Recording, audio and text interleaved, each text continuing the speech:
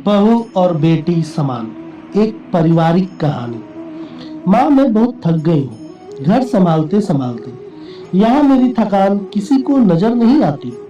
कुछ दिन आराम करना चाहती हूँ। सोच रही हूँ कुछ दिनों के लिए अपने मायके आ जाऊँ। आते हुए अपने बच्चों को भी साथ ले आऊँ।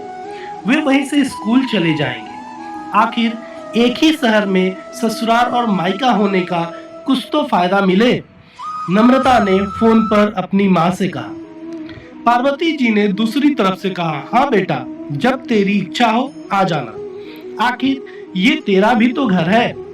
ठीक है माँ, तो मैं कल ही आ जाऊंगी। नम्रता खुश होकर बोली। हाँ बेटा, कल आ जाओ, मैं तुम्हारा इंतजार करूंगी। अभी मैं फोन रखती हूँ, मुझे मंदिर भी जाना है। पार्वती जी ने फोन रख दिया और सीधे किचन में गई। किचन में खाना बना रही बहू से बोली, अरे अनुपमा, सुनो, कल तुम्हारी ननद आ रही हैं। आज बाजार जाकर फल सब्जी और मिठाइयाँ लेकर आना। बेचारी मेरी बेटी ससुराल में नौकरों की तरह काम करती है और उस पर कोई ध्यान ही नहीं देता। यहाँ आएगी, कुछ दिन रहेगी तो उसका मन और तबीयत अच्छे रहेंगे। सास के मुंह से ऐसी बातें सुनकर अनुपमा का चेहरा उतर गया। वो मन ही मन सोचने लगी, काश आपको मेरी थकावट भी नजर आती। मैं भी दिन रात झाड़ू पोछा, बर्तन, खाना बनाना, मार्केट जाना और हर वो काम करती हूँ जिससे हमारे परिवार वालों को कोई दिक्कत ना हो। काश आप मुझ पर भी ध्यान दे पाती। आपकी बेटी तो जब मन में आता है तब यहाँ आ जाती है, लेकिन मैं साल में एक बार ही अपने माँ के पास जाती हूँ, तब भी आपको प्रॉब्लम होती है। मैं भी इंसान हूँ, मेरा भी मन है। मुझे भी लगता है अपने माँ के पास जाकर थोड़ा आराम करूँ, सुख दुख की दो चार बातें करूँ, अपना मन हल्का करूँ। भगवान, अब तुम ही कुछ करो ताकि मेरी सास की आंखें खुले और उसे मेरी थकावट भी नजर आए। शाम तक भगवान ने जैसे अनुपमा की सुन ली और उसकी ननद का फोन आया। ननद ने अपनी माँ से कहा कि उसकी सास ने उसे मायके आने के लिए मना कर दिया है, इसलिए इस बार वो नहीं आ सकती। पार्वती जी बोली, ऐसे कैसे मना कर दिया? पहले तो कभी वो तुम्हें आने के लिए नहीं रोकती थी, इस बार भला क्या हो गया? लाओ मेरी बात कराओ, उसने मैं समझाती हूँ। नम्रता ने फोन अपनी सास के पास दिया। पार्वती जी ने कहा, नमस्कार समधन जी, आपसे कुछ कहना था। समधन जी ने कहा, कहिए। दरअसल नम्रता कल त्योहार है, इसलिए अपने मायके आना चाहती है। अगर आप उसे भेज दें तो अच्छा रहेगा। नम्रता की सास ने कहा, देखिए समधन जी, आपकी बेटी मायके जाकर रहे, इस बात के लिए हमने उसे कभी नहीं रोका और इस बात से हमें कोई प्रॉब्लम भी नहीं है। कुछ दिनों पहले मैं अपने रिश्तेदार के शादी में गई थी। वहां आपकी बहू अनुपमा के माता जी से मिलने का मौका मिला। उनसे गपशप करने के दौरान उनकी बातों से पता चला कि अनुपमा को साल में एक ही बार आपने मायके जाने को मिलता है, और वो भी बहुत कम समय के लिए।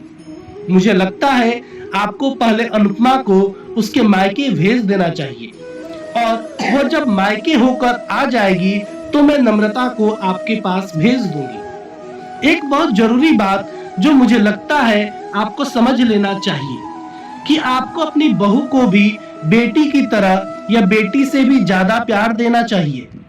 उसे भी मायके जाने की इच्छा होती होगी।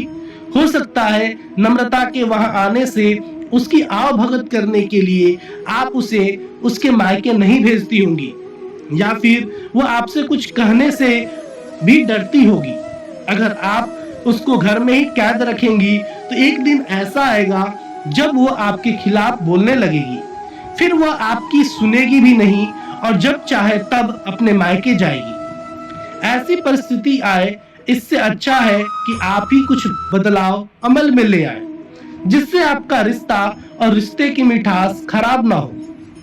पार्वती को अपने समधन के हर एक शब्द में सच्चाई नजर आई। उन्हें महसूस हुआ कि उन्होंने अपनी बेटी के प्यार में अंधे होकर कभी भी अपने बहू के मन का विचार नहीं किया।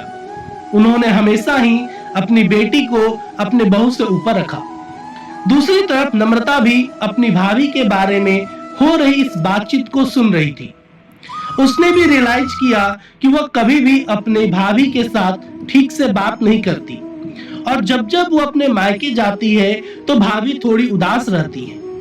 पार्वती जी ने अपनी बहू को बुलाया और उसे कहा कि अनुपमा कुछ दिनों के लिए नम्रता नहीं आने वाली है, इसलिए पहले तुम अपने मायके होकर आओ। यह सुनते ही अनुपमा का चेहरा खिल गया, क्योंकि यह पहली बार था जब उसकी सास ने सामने से उसे अपने मायके जाने के लिए कहा था। अगले दिन अनुपमा अपने मायके गई और इस बार एक दो दिन नहीं पूरे हफ्ते भर रहकर आई। अपने माँ बाप से, अपने रिश्तेदारों से मिलकर आई और जब वह लौट कर आई तो उसका चेहरा खिला हुआ था, उसकी आंखें चमक रही थी। अनुपमा के आने के बाद नम्रता भी अपने मायके आई और इस बार वो खुद सामने से अपनी भाभी से खुशी खुशी मिली और अच्छे से बात की। नम्रता ने अपनी माँ से बात करके उन्हें भी अच्छे से समझने में मदद की कि वह कहीं ना कहीं अनुपमा के साथ गलत व्यवहार कर रही थी। दूसरी तरफ अनुपमा अपने ससुराल वालों के बदले रवैये से बहुत खुश थी। अब वो खुशी खुशी सबका ध्यान रखती और हर काम प्यार से करती। वो ध्यान रखती कि कोई भी ऐसी बात या काम न करे जिससे घर में तनाव का माहौल पैदा हो। पार्वती जी अपनी बहू को खुद ही समय समय पर मायके भेज दिया करती। एक छोटे से बदलाव ने सास बहू और भाभी ननद के बीच की कड़वाहट को दूर कर दिया और रिश्तों को और भी ज्यादा मीठा और मजबूत कर दिया। धन्यवाद।